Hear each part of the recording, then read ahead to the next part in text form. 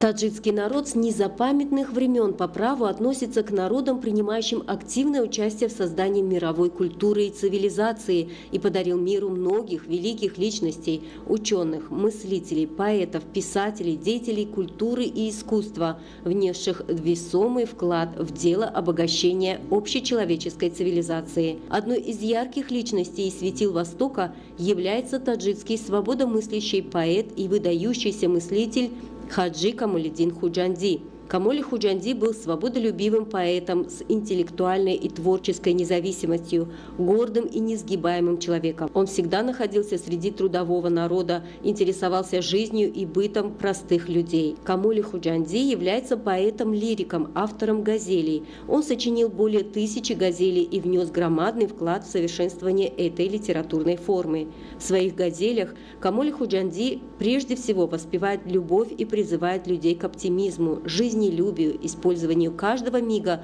на благо общества и утверждение нравственных основ. Камоли Худжанди смело осуждает ложь, фальшь, лицемерие, фанатиков, обманывающих народ, и никогда не мирился с ними. Многие исследователи придерживаются мнения, что никто из поэтов не срывал маски, как Камоли Худжанди, с лиц двуличных и хитрых аскетов-фанатиков.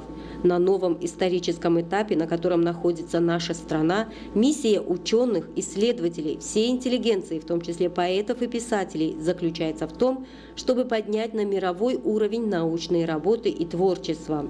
Для этого необходимо посредством языков различных народов мира распространять богатое духовное, культурное, научное и литературное наследие наших предков во всех частях света, а также посредством переводов на таджикский язык знакомить таджикского читателя с творениями великих умов мира.